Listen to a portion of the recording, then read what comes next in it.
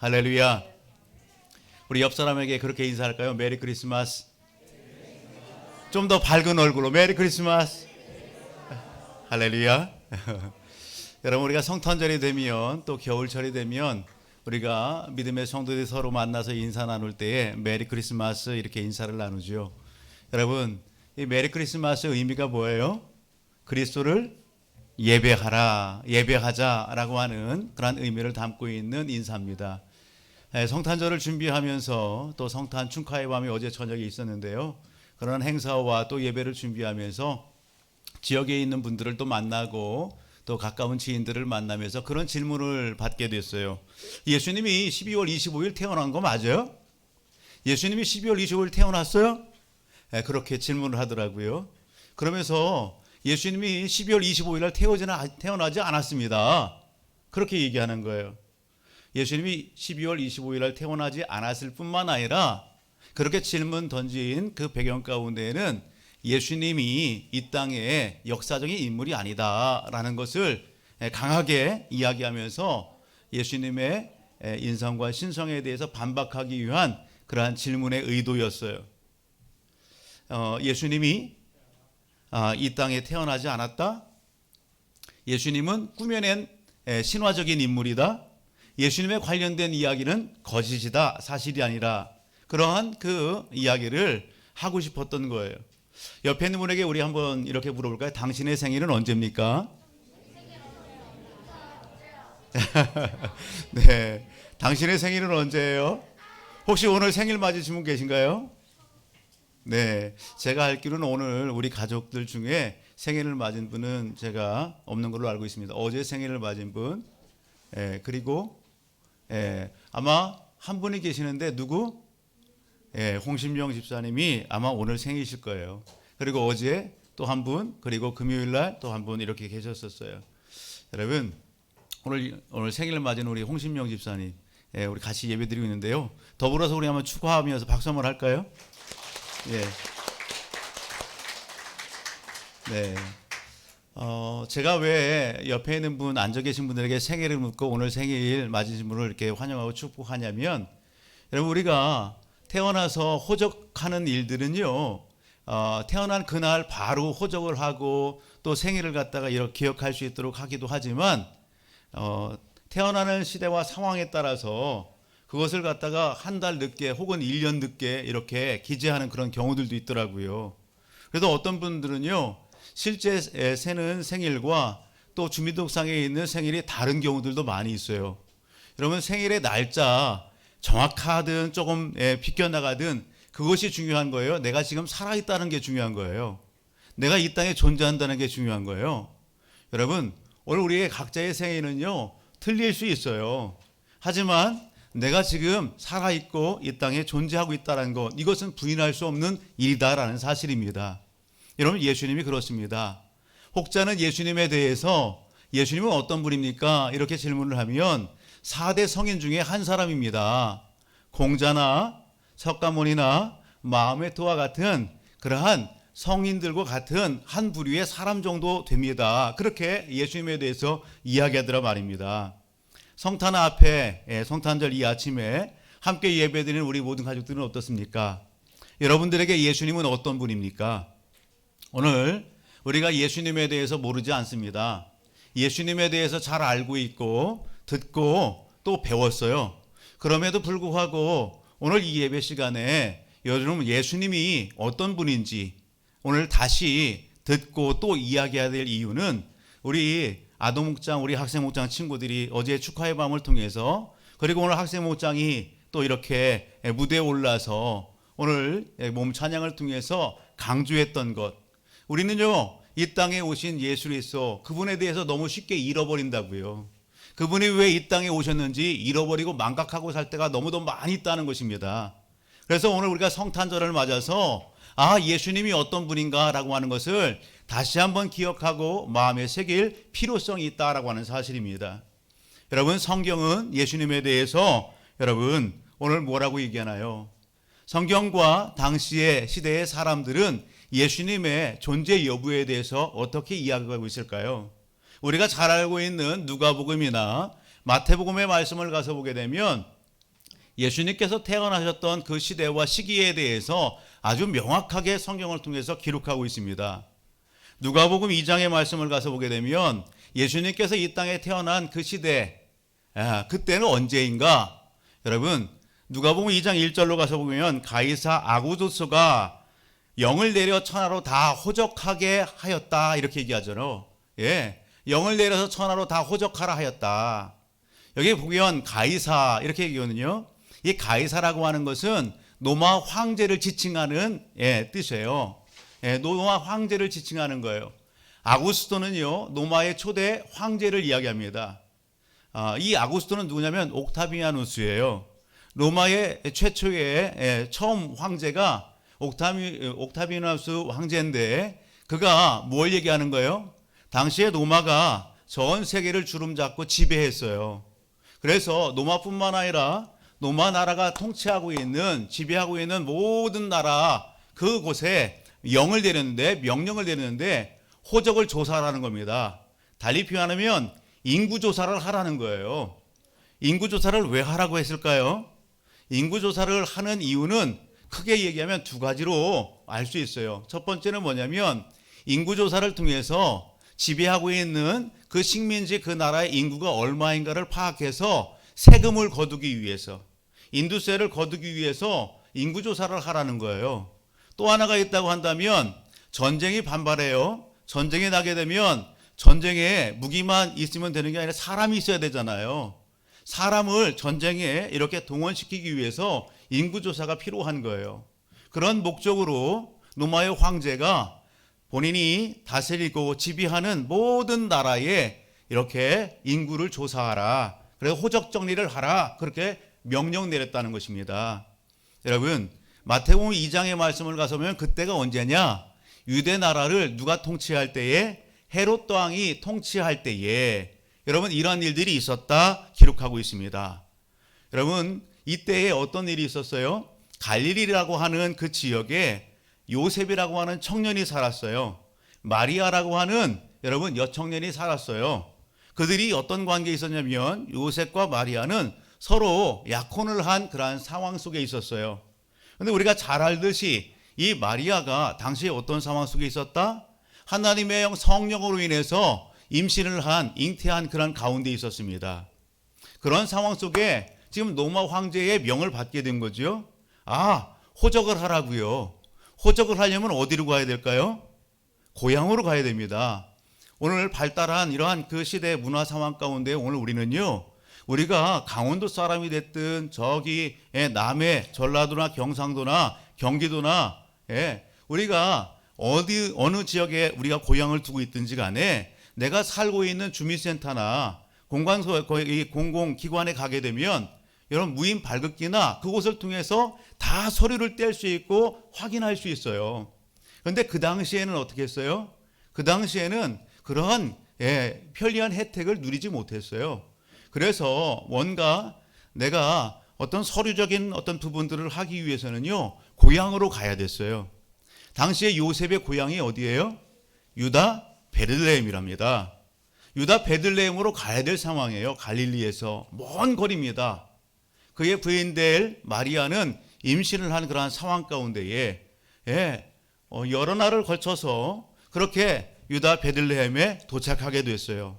그런데 요셉과 마리아만 여러분 유다 베들레헴에 갔겠어요?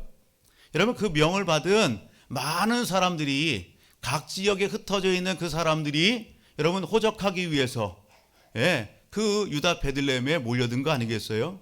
유다 베들레헴이라는 동네가 그렇게 크지 않아요. 순례객들이 와서 머물 수 있는 공간이 한정돼요. 유성은요, 온천이 이렇게 발달된 그러한 도시잖아요. 이 유성 지역만 하더라도, 인근만 하더라도요, 숙소가 얼마나 많은지 몰라요. 호텔도 있고 모텔도 있고 크고 작은 그러한 사람을 이렇게 맞이하고 묵을 수 있는 그런 방들이 많아요. 그런데 유대 베들레헴 당시에 그 상황은 여러분 손님들이 꽉 들어차 있어요. 연휴마다 묵을 수 있는 숙박시설들마다 사람들이 가득 차 있었고 요셉과 마리아를 이렇게 맞이할 수 있는 빈방이 없었다. 성경은 그렇게 기록하고 있습니다. 그때에 여러분 여기 마리아가 어떻게 했대요? 해산달이 가까워서 출산을 했다는 거예요. 어디에서요? 맞이하는 방도 없고요. 좋은 환경도 아니고요. 어디에서? 짐승들이 이렇게 득실되는 그 짐승 우리에서 아기를 출산했어요. 그리고 어디에 누웠다? 구유에 아이를 누웠다. 성경은 그렇게 표현합니다. 여러분, 로마의 황제가 통치할 때에, 헤로드 왕이 유대를 통치할 때에 누가 낳았다? 예수 그리스도가 태어나셨다라는 겁니다. 여러분, 당시의 시대에 이 역사가가 있어요. 역사가는 주관적으로다가 뭔가를 사건을 기록하는 사람이 아니죠. 역사가는요, 객관적으로 사실을 기록하는 사람이 역사가예요. 당시에 고대 유대 역사를 갖다 기록하고 로마의 역사를 기록한 역사가 중에 유명한 역사가 있는데 요세푸스라고 하는 역사가가 있습니다. 이 역사가가 유대의 고대 전쟁사나 유대의 그러한 정교나 이 역사를 기록해낼 뿐만 아니라 로마의 역사들을 기록했어요. 1세기에 예수님에 관련해서 당시의 로마 황제와 관련된 이야기들, 본디오 빌라도가 예수님을 어떻게 했는지, 그 시에 예수님이 활동했던 그러한 시대의 모든 부분들을 담아냈어요.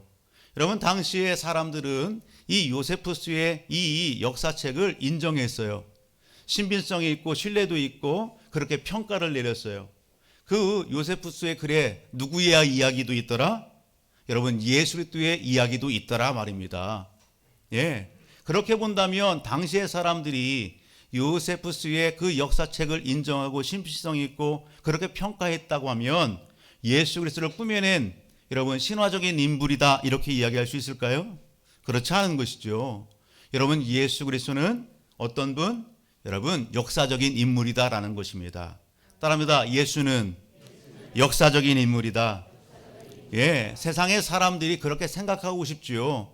예수는 신화적인 인물, 예수, 이런 그 꾸며낸 이런 그 허구적인 이야기, 그렇게 사람들은 이야기하고 싶겠지만 당시에 여러분 시대적인 역사나 역사가나 그 시대 사람들은 예수 그리스도가 신화적인 존재가 아니라 역사적인 인물이다 그렇게 이야기한다라는 사실입니다.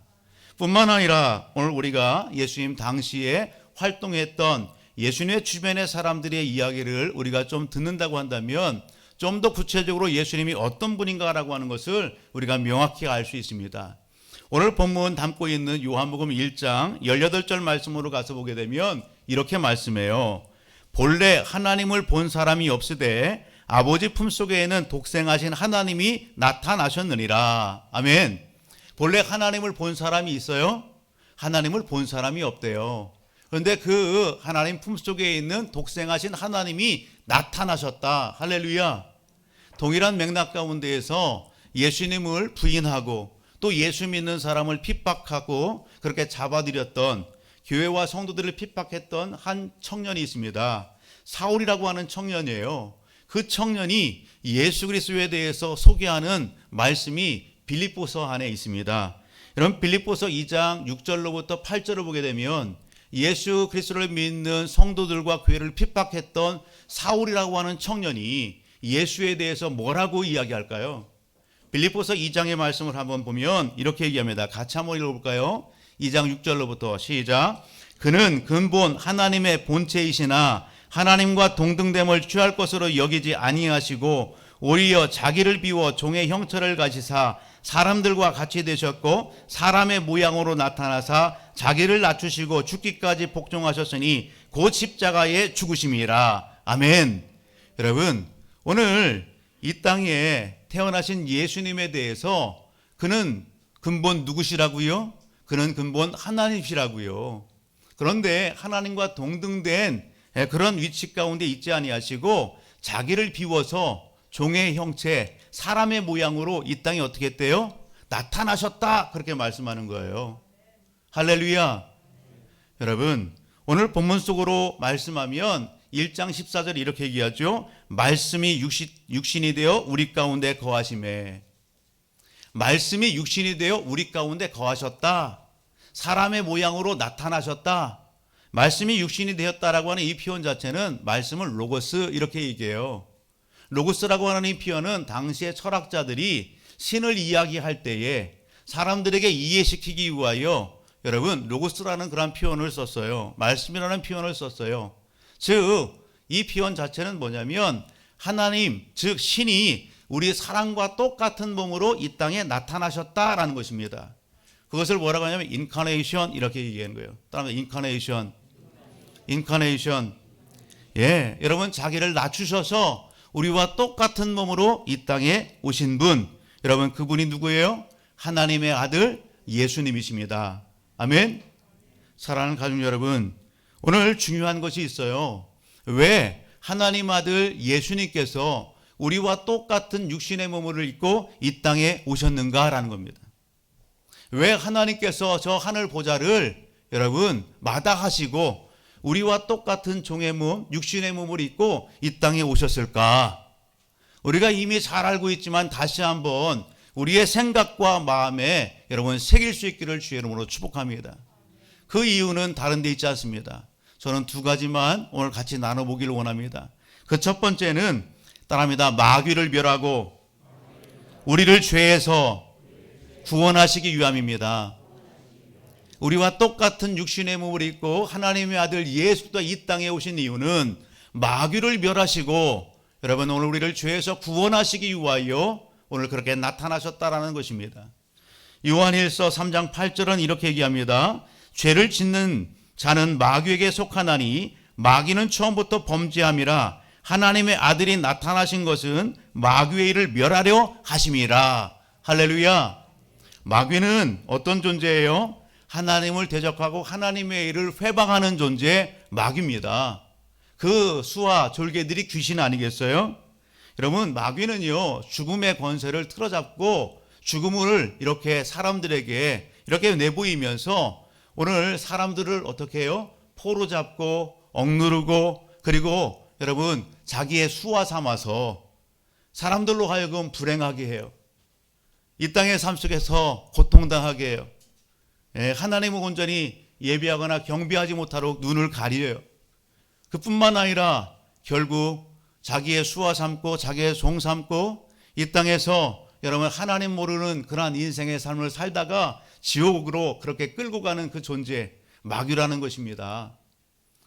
오늘 이런 마귀를 누가? 여러분 예수 그리스도가 멸하시기 위하여 이 땅에 오셨다는 사실입니다. 그 마귀의 여러분 묶임 가운데에서 종로로 타는 그런 상황 가운데에서 오늘 우리를 구원해 주시고 해방시켜서 하나님의 자녀 백성 삼아 주시기 위하여 여러분 우리와 똑같은 육신의 몸을 입고 이 땅에 오셨다는 사실입니다. 여러분 이 땅에 육신의 몸을 입고 오신 예수님과 오늘 우리와 차이점이 뭡니까? 오늘 그 예수님도 우리와 똑같은 여러분 희노애락을 다 이렇게 아시고 또 그 삶의 현장 가운데 계신 분이에요. 고통도 아시고 기쁨도 아시고 슬픔도 아시는 분이에요. 차이점이 있다고 한다면 요한일서 3장 5절을 보게 되면 이렇게 얘기합니다. 그가 우리 죄를 없애려고 나타나신 것을 너희가 아나니 그에게는 죄가 없느니라. 예수 그리스도에게는 뭐가 없다고요? 죄가 없다는 사실입니다. 오늘 저와 우리 모든 가족들은 어떻습니까?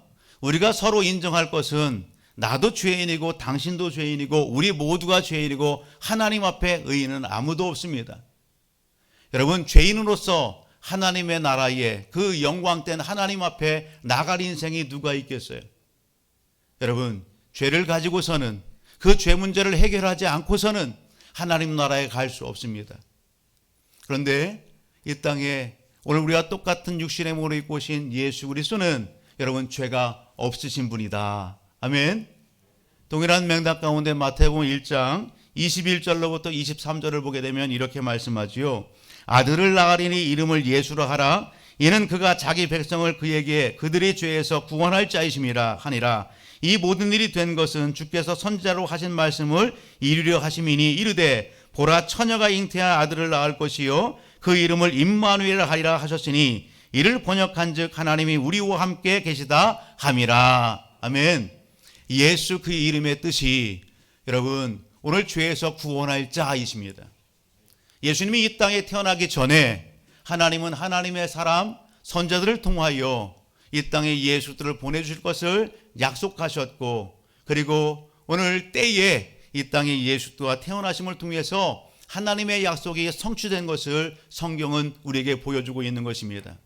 사람들은 하나님을 보여달라고 말씀할 때에, 이야기할 때에 하나님의 예수들을 통해서 하나님이 우리와 함께 하심을 보여주신다라는 사실입니다. 사랑하는 가족 여러분, 오늘 우리가 여러분 이 성탄을 기뻐하는 이유가 뭡니까? 오늘 우리가 성탄을 기뻐하고 즐거워하는 이유는 선물을 받아서요? 뭔가 좋은 그러한 식사교제와 이런 부분들이 있어서요? 아니요.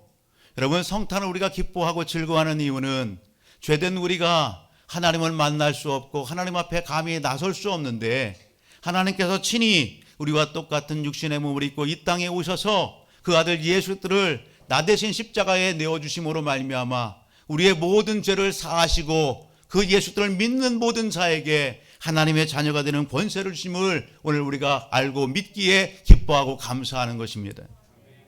여러분, 이것이 성탄을 우리가 반기고 기뻐하는 이유인 것입니다. 여러분, 하나 더 있다고 한다면, 왜 하나님께서 그 아들 예수로 우리와 똑같은 육신의 몸으로 이 땅에 보내셨을까? 왜 우리와 똑같은 몸으로 이 땅에 오셨을까? 그 이유는 다른 데 있지 않습니다. 우리 인생의 영원한 목자가 되어주시기 위하여 그렇게 오셨다는 것입니다. 여러분, 우리가 잘 알듯이 마태복음 2장 4절로부터 6절의 말씀을 가서 보게 되면, 여러분, 당시에 동방에서부터 여기 박사들이 예루살렘에 옵니다. 당시에 동방의 박사들이 유대인의 왕으로 나신 이를 찾아서 별을 쫓아서 왔어요. 그 소식을 들은 헤롯 왕이 깜짝 놀랍니다.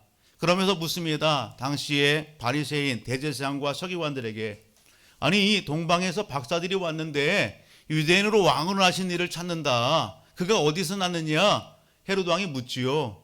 그럴 때에 대제사장들과 서기관들이 하나님께서 말씀하셨던 구약의 내용들을 쭉 소개하면서 유대 베들레헴에서 납니다. 그리고 그는 누구다? 그는 여러분 이스라엘의 왕이다, 목자다, 그렇게 얘기하는 거예요. 이스라엘의 목자로 이 땅에 오셨습니다. 하나님께서 그렇게 보내준다고 말씀하셨습니다. 그걸 전달하는 거예요. 예수님은 여러분 이 땅에 여러분 인생의 목자로 오신 분이에요. 우리가 요즘은요 전화번호를 암기하거나 어떤 길을 이렇게 목적지를 향해 갈 때에 지도를 펼쳐보거나 그렇지 않더라고요. 요즘은요 원체 이렇게 자동차를 운전할 때에 가까운 곳이든 먼 곳이든 너무도 많은 그러한 CC 카메라들이 속도를 갖다 이렇게 측정하는 그런 그 기계들이 많다 보니까 내비게이션을 켜고 가는 것은 당연한 거예요. 가까운 거리를 가더라도요 목적지를 입력하고 하더라고요. 그렇게 해서 실수하지 않도록 정보를 얻을 수 있도록 목적지를 바르게 빨리 갈 수 있도록 그렇게 내비게이션을 의존하는 빈도가 더 많아졌어요. 예전에는 그렇지 않았는데, 오늘 말씀을 묵상하면서 예수님은 어떤 분인가? 우리 인생의 내비게이션이십니다. 우리가 여러분 잘 아는 말씀이 뭐예요? 여러분 요한복음 14장 6절의 말씀이 이렇게 얘기합니다. 내가 곧 길이요 진리요 생명이니 나로 말미암지 않고는 아버지께로 올 자가 없느니라. 누가 말씀하셨어요? 예수 그리스도께서 말씀하셨어요. 오늘 우리가 이 땅의 삶을 살아가면서 이 땅의 전부가 아니라 우리가 이 땅을 여러분 마칠 때에는 누구나 다 저 세상으로 가게 되죠. 여러분 이 땅이 전부가 아니라 영원한 세계로 가게 되는 것입니다. 그럴 때에 저와 우리 모든 가족들은 하나님의 나라 그 천국에 가는 놀라운 은혜의 그 역사의 주인공들이 다 되시기를 주의 이름으로 축복합니다. 여러분 하나님께서 예비하신 그 천국이 오늘 우리가 가야 될 곳이지, 여러분 마귀 사탄이 가야 될 그 지옥에 가는 것, 그건 하나님이 우리를 향하여 계획한 것이 아니란 말입니다. 그러기에 오늘 저와 우리 모든 가족들은 여러분 이 땅에 인생의 여러분 목자가 되어주시기 위하여 오신 예수 그리스도, 요한복음 10장 10절과 11절의 말씀을 보면 이렇게 얘기합니다. 도둑이 오는 것은 도둑질하고 죽이고 멸망시키는 것뿐이요 내가 온 것은 양으로 생명을 얻게 하고 더 풍성히 얻게 하려는 것이라. 나는 선한 목자라. 선한 목자는 양들을 위하여 목숨을 버리거니와. 아멘. 여기 도둑 이렇게 표현하고 있는데, 도둑이 오는 것은 도둑질하고 죽이고 멸망시키는 거래요. 영적인 도둑이 있어요. 그가 누구라고요? 마귀 사탄입니다.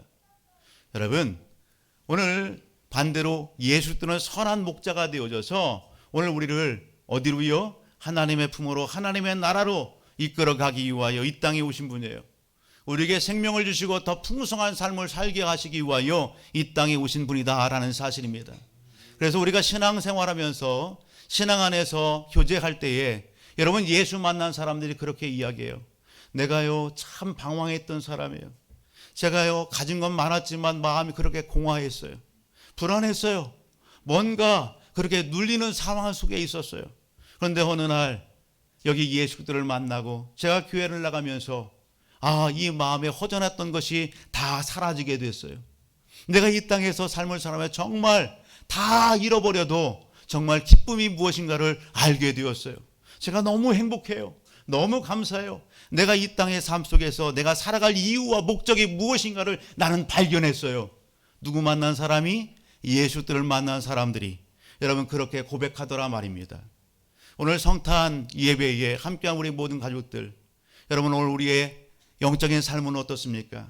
오늘 우리의 마음은 어떻습니까?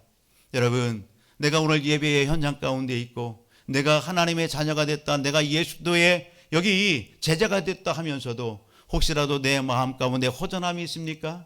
공허함이 있습니까? 여러분, 오늘 내 인생의 영원한 목자가 되신 그 예수 그리스도가 나와는 상관없는 여러분 그러한 여러분 분인 것 같습니까? 그렇다라고 한다면 오늘 본문의 말씀을 좀 위로 가서 12절의 말씀을 같이 한번 보았으면 좋겠습니다. 12절 이렇게 말씀합니다. 같이 읽어볼까요? 영접하는 자 곧 그 이름을 믿는 자들에게는 하나님의 자녀가 되는 권세를 주셨으니. 할렐루야, 아멘. 영접한다는 것은 내 마음에 모셔드리는 겁니다.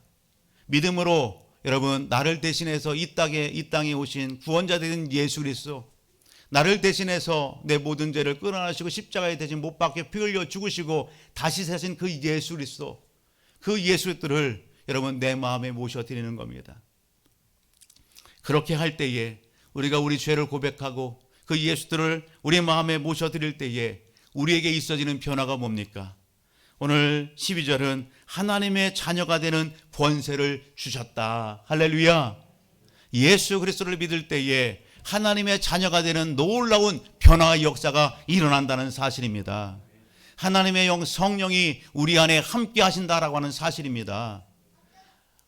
마태복음 1장 23절 이 예수에 대해서 여러분 뭐라고 한다고요? 임마누엘. 여러분 하나님이 우리와 함께 하신다. 아멘.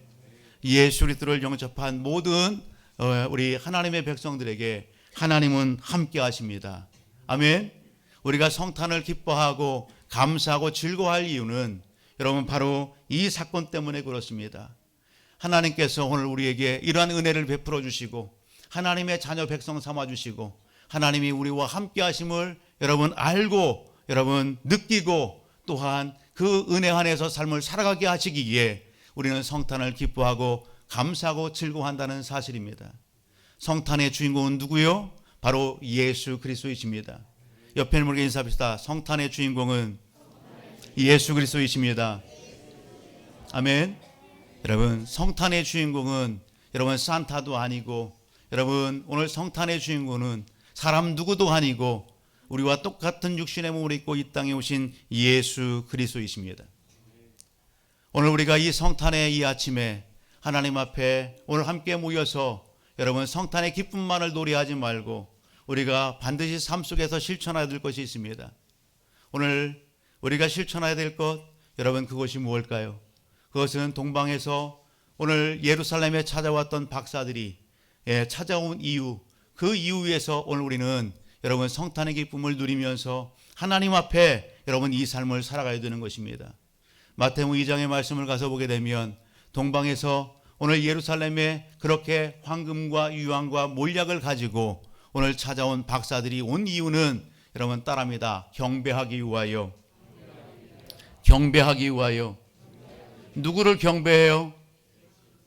아기 예수로 태어나신 여러분 그 예수님, 그 하나님을 경배하기 위하여.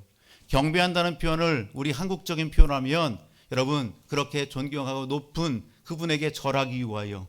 우리가 신앙 안에서 표현한다면 그분을 예배하기 위하여, 아멘, 예배하기 위하여 그들이 거리를 마다하지 아니하고 생명의 위협과 그 모든 대가를 지불하고 오늘 그들은 오늘 이 땅에 오신 예수들을 예배하기 위하여 그들이 달려왔다는 사실입니다. 오늘 성탄의 기쁨을 소유하고 만끽한 오늘 우리들이라고 한다면 여러분 평생 오늘 저와 우리 모든 가족들, 여러분 이 땅에 구주로 오신 나를 살리기 위하여 이 땅에 오신 예수 그리스도 그 하나님을 예배하는 일에 소홀하지 않기를 주의 이름으로 축복합니다.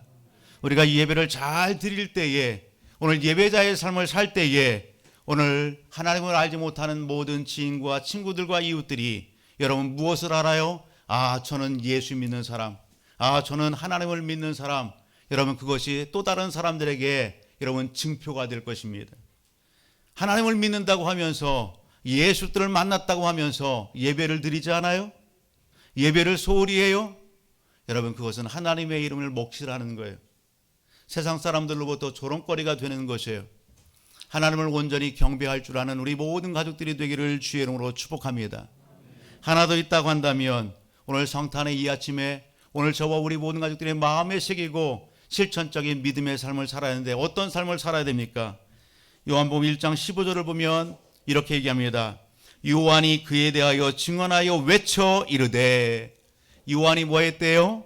그에 대하여 증언하여 외쳐 이르되. 여러분 그는 누구예요? 예수 그리스도에 대하여 증언했대요. 여러분 외쳤대요. 그가 누구라고요? 여러분 구원자라고요. 그가 누구라고요? 여러분 이 땅에 육신의 몸을 입고 오신 바로 예수님이라고 요한은 당시의 시대 사람들에게 여러분 예수 전하기를 여러분 멈추지 않았다라고 하는 사실입니다. 오늘 겨울철 성탄절을 맞아서 우리는 인사를 메리 크리스마스 그렇게 이야기했어요. 그런데 말씀을 준비하면서 그런 생각이 들더라고요. 여러분 메리 크리스마스는 겨울에 우리가 믿음의 성도들로서 성탄절을 기점으로 해서 나누는 인사지만 이 인사는 우리가 1년 365일 우리 성도들을 한해서 그리고 여러분 또 다른 만나는 이웃들에게 전해야 될 인사가 아닌가요? 예수 그리스도 그는 오늘 우리의 예배를 받기에 합당하신 분입니다. 아멘. 오늘 저와 우리 모든 가족들 이 땅에 우리의 삶의 주변에 우리 직장 속에 우리 여러분 학교 안에서 내 만나는 사람들 가운데는 아직도 서두에 소개했던 것처럼 예수 신화적인 인물 아니야? 예수 꾸며낸 이야기 아니야? 여러분 예수에 대해서 부인하고 받아들이지 않고 여러분 마음을 강팍하게 하는 그러한 이웃들이 얼마나 많이 있는지 몰라요. 예수 만난 사람들은 한결같이 이야기합니다. 내 삶의 이유와 목적을 찾았어요. 내 공허함을 예수 만나고 그 공허함을 떨쳐냈어요. 인생의 당면한 문제를 해결받았어요. 참 기쁘고 행복한 그 삶의 자리에 오늘 내가 있음에 감사해요. 오늘 우리의 삶의 주변에는 아직도 하나님을 만나지 못한 많은 이웃들이 있습니다. 가족들이 있습니다. 예수님 그 높은 보좌를 버리시고 오늘 인류의 모든 사람들을 구원하시기 위하여 낮고 천한 이 땅에 여러분 구유로 그렇게 태어나셨습니다. 오늘 우리를 구원하시기 위하여 우리를 섬기기 위하여 그렇게 오셨습니다. 이 성탄의 아침에 저와 우리 모든 가족들이 이 땅에 오신 예수들을 다시 한번 마음에 새기시고 오늘 그 하나님의 사랑으로 충만케 되기를 주의 이름으로 축복합니다. 하나님께서 친히 그렇게 찾아오셔서 그 하나님의 사랑과 은혜를 오늘 우리에게 나눠주시고 베풀어 주셨던 것처럼 저와 우리 모든 가족들이 시선을 낮췄으면 좋겠습니다. 마음을 열고 마음을 낮췄으면 좋겠습니다. 오늘 우리가 높은 자리가 아니라 예수님과 같이 언더스탠드 여러분 오늘 이웃과 같은 그 눈높이로 내려가서 오늘 하나님의 사랑으로 나누고 섬기고 그렇게 손을 잡아주면서 이 겨울철 얼마나 여러분 추워요. 영적으로 얼마나 추워요. 사람들이 옷깃만 여민 것이 아니라 마음을 닫고 생각을 닫는 이 영적 시대 상황 속에 하나님의 사랑 그 따뜻한 마음으로 여러분 이웃과 세상을 녹여낼 줄 아는 하나님의 백성들 다 되는 그러한 삶 속에 축복의 통로 쓰임받기를 주의 이름으로 축복합니다. 오늘 옆에 있는 분에게 다시 한번 인사합시다. 메리 크리스마스. 메리 크리스마스. 아멘. 하나님의 사랑을 이웃에게 전하며 세상을 녹이는 하나님의 사람들 다 되시기를 주의 이름으로 축복합니다.